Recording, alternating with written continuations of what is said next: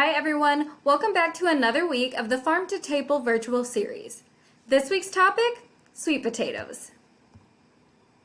So let's start with a little about sweet potatoes. So sweet potatoes originated in Central and South America. Sweet potatoes are in fact considered a superfood. They are an excellent source of many key nutrients such as fiber, vitamin A and C, calcium, potassium, and manganese. Additionally, they contain antioxidants and are naturally low in sodium.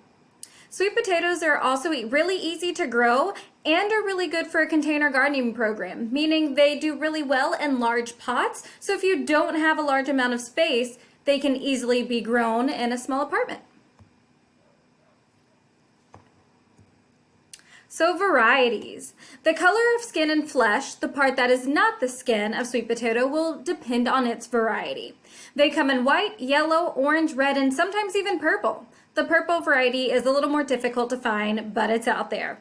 The different colored potatoes will contain different phytochemicals and phytonutrients. So you've got Beauregard, which is known to yield the largest number of quality roots. Georgia Jet, marketed as a short season variety for northern climates, but is very susceptible to cracking.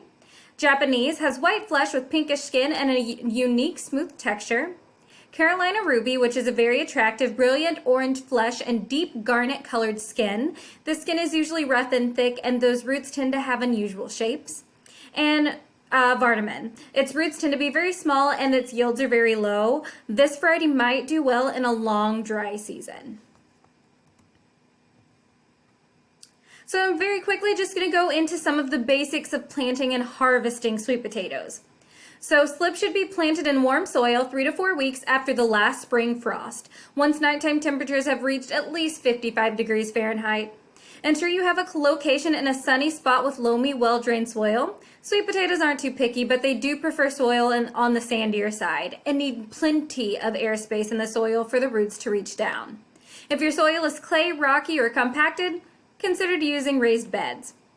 Pick a location with plenty of room for those vines to run, 3 feet between rows for the vines.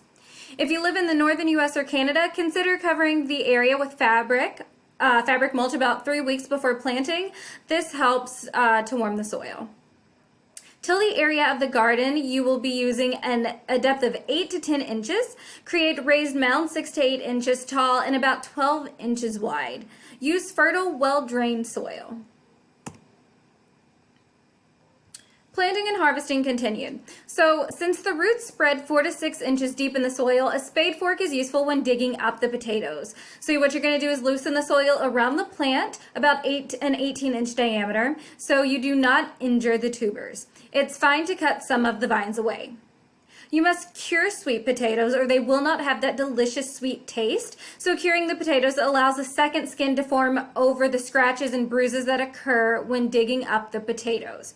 To cure, keep the roots in a warm place about 80 degrees Fahrenheit at high humidity, about 90%, for 10 to 14 days.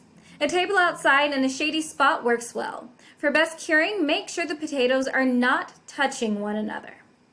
After curing, throw out any bruised potatoes and then wrap each one in newspaper and pack them carefully into a wooden box or basket. Store sweet potatoes in a root cellar, basement, or other place with a temperature of at least 55 degrees Fahrenheit. If stored at a temperature range of 55 to 60 degrees Fahrenheit with humidity, the tuber should last for about 6 months. When removing the potatoes from storage, remember to be gentle. Do not dig around or else you will bruise the potatoes. And a few of the common pest and diseases include flea beetles, sweet potato scurf, white blister, fungal leaf diseases, and stem rot. As always, here is a list of the resources that I used. Stay tuned for Eileen's video where she will go over a very easy, delicious recipe for you guys. And as always, if you have any questions, I have our emails down at the bottom. Feel free to reach out to either of us. Thanks so much for sticking with us, and I hope to see you guys next time. Bye.